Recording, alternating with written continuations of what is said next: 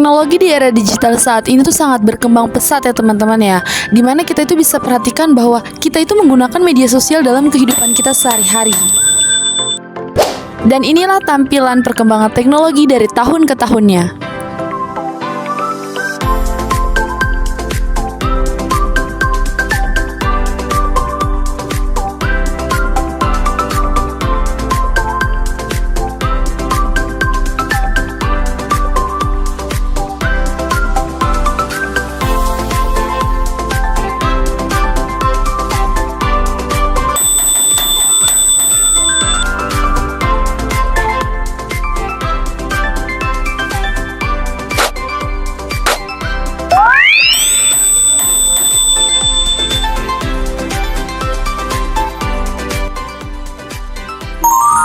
Halo teman-teman semuanya, welcome back to my channel. Dalam video kali ini, kami akan membahas mengenai media pembelajaran, di mana di dalamnya terdapat pembahasan mengenai definisi atau pengertian dari media pembelajaran, syarat, tujuan, fungsi, serta kelebihan dan kekurangan dari media pembelajaran konvensional dan juga media pembelajaran berbasis ICT. Simak baik-baik ya video ini.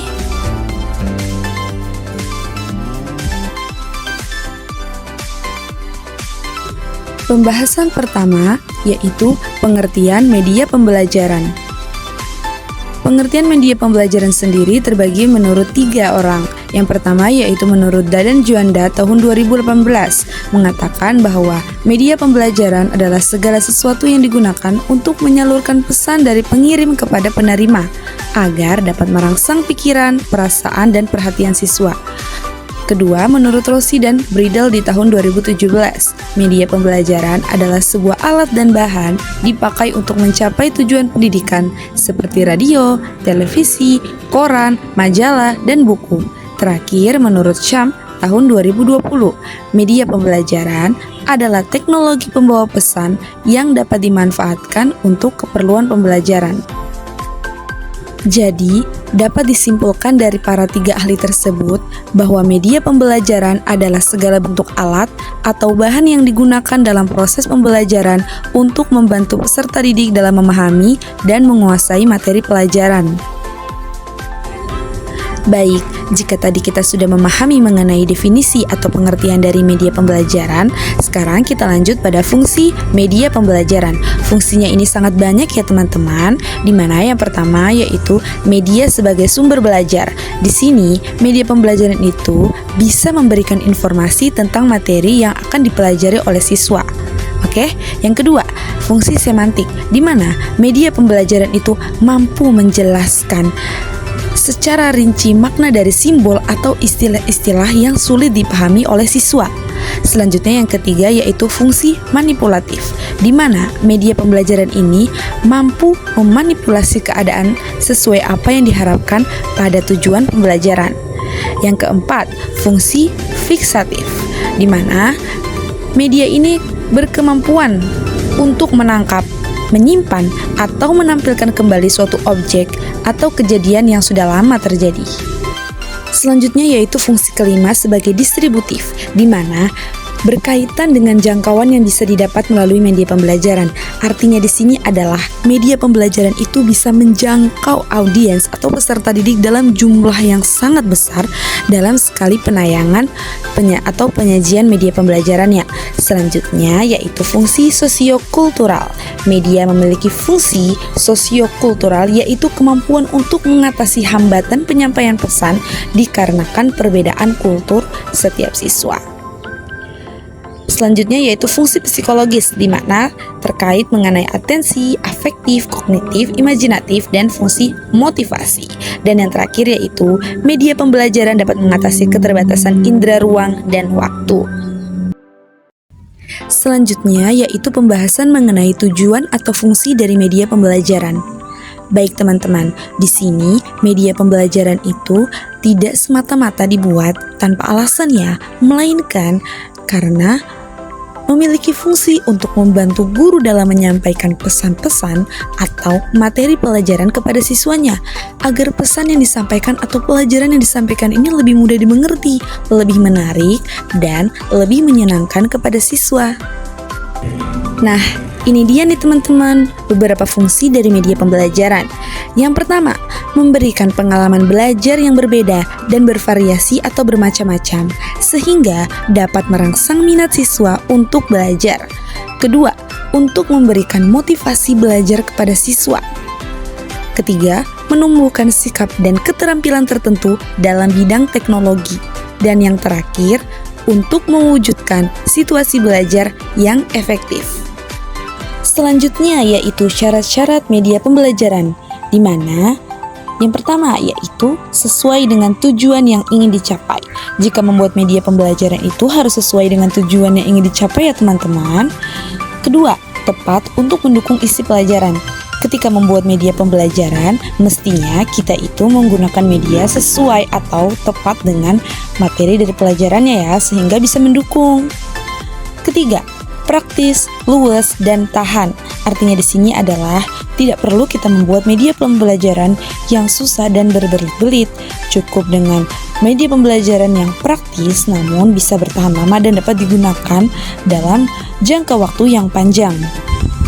Khususnya media pembelajaran konvensional ya. Lanjut, guru terampil menggunakannya. Artinya di sini adalah tidak hanya media pembelajaran yang harus bagus, namun guru tersebut pun harus bisa terampil dalam menggunakan media pembelajarannya. Selanjutnya yaitu pengelompokan yang tepat. Baik teman-teman, ketika kita membuat media pembelajaran atau menyusun media pembelajaran itu harus tepat ya. Materi-materi yang sekiranya itu harus dipisahkan maka dipisahkan. Materi-materi itu harus disusun secara baik. Jadi sudah tersusun dan rapi sehingga peserta didik itu dapat memahami materi pembelajaran itu secara rinci dan runtut, oke? Dan yang terakhir yaitu mutu teknis yang jelas, di mana maksud dari mutu teknis ini kita bisa menyampaikan teknis atau cara bermain atau cara menggunakan media pembelajaran tersebut dengan baik dan benar. Kenapa? Karena ini adalah hal yang paling penting dalam penggunaan atau keberhasilan media pembelajaran. Ketika teknis yang kita gunakan itu atau kita sampaikan itu tidak dapat dipahami oleh siswa atau tidak jelas, maka media pembelajaran tersebut tidak akan berhasil. Oleh karena itu, kita perlu menunjukkan teknis secara baik dan benar kepada siswa agar siswa tersebut bisa mengerti dan paham bagaimana cara penggunaan media pembelajaran tersebut atau cara bermainnya. Next, kita lanjut ke macam-macam media pembelajaran. Oke teman-teman, sebagai calon pendidik nih, kita mesti tahu ya apa saja macam-macam dari media pembelajaran itu. Ingat, ada 3, di mana yang pertama yaitu media pembelajaran visual, yang kedua media pembelajaran audio, dan yang ketiga yaitu media pembelajaran audio visual. Yang pertama, media pembelajaran visual. Media ini media yang dimana itu hanya dapat dilihat. Artinya ada kata kuncinya ya, yang hanya dapat dilihat, seperti bentuk gambar, proyeksi atau proyektor, grafik, dan lain sebagainya. Yang kedua yaitu media pembelajaran audio. Media ini yaitu media yang hanya dapat ditangkap oleh indera pendengar. Oke, kembali lagi ke kata kunci indera pendengar. Berarti media ini dalam bentuk radio, tape record, telepon, dan lain sebagainya. Dan yang terakhir yaitu media pembelajaran audio visual, di mana media ini tuh adalah kombinasi dari media pembelajaran visual dan audio. Sehingga media ini yaitu media yang dapat dilihat dan juga dapat didengar. Seperti film, buku bergerak atau bersuara, dan lain sebagainya. Oke, and the last atau yang terakhir kita akan bahas mengenai kelebihan dan juga kekurangan dari media pembelajaran konvensional dan juga media pembelajaran berbasis ICT. Yang pertama yaitu pembahasan mengenai kekurangan dan kelebihan media pembelajaran konvensional. Yang pertama, kekurangan memakan waktu dan tenaga yang lebih lama dalam proses pembuatan maupun pelaksanaan. Kedua, keterbatasan dalam mencakup seluruh siswa agar dapat aktif, apalagi jika jumlah siswa itu sangat banyak. Namun ia mempunyai kelebihan, di mana yaitu yang pertama, siswa dapat merasakan kontak langsung dengan media pembelajaran, dan yang kedua yaitu guru dapat memantau secara langsung interaksi antara siswa dengan media pembelajaran.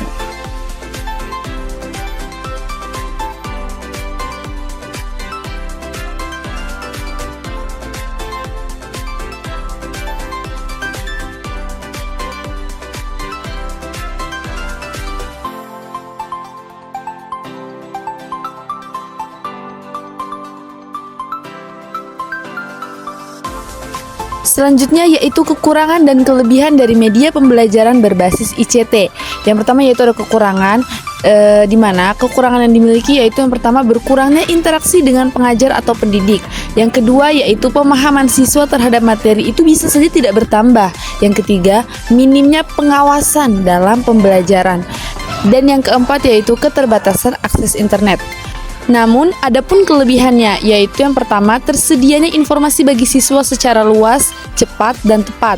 Kedua, adanya kemudahan dalam proses pembelajaran, baik bagi guru maupun siswa. Ketiga, melatih kemampuan siswa dalam belajar menggunakan teknologi. Keempat, biaya lebih terjangkau. Dan yang kelima, yaitu waktu belajar menjadi fleksibel. Tahukah kalian apa itu siklus air dan bagaimana terjadinya siklus air? Siklus air adalah sirkulasi atau perputaran air secara terus-menerus dari bumi ke atmosfer lalu kembali lagi ke bumi. Secara garis besar, siklus air terdiri dari beberapa tahapan, di antaranya yaitu penguapan, pembentukan awan, dan terjadinya hujan. Air di laut, sungai, dan danau menguap karena terkena panas matahari. Proses ini dinamakan evaporasi. Tumbuhan-tumbuhan pun mengeluarkan uap air ke udara disebabkan oleh panas matahari. Proses penguapan yang disebabkan oleh tumbuhan disebut transpirasi. Kumpulan uap air yang ada di permukaan bumi akan naik ke udara lalu membentuk awan.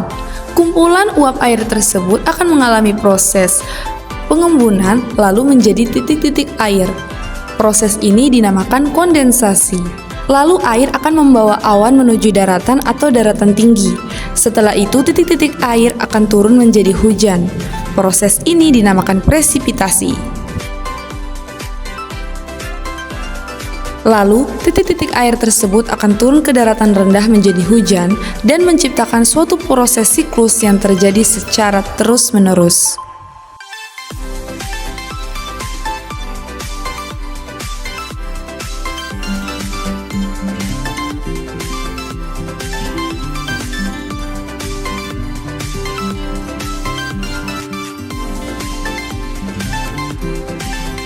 Baik teman-teman, mungkin itulah tadi pembahasan dari kelompok kami mengenai media pembelajaran.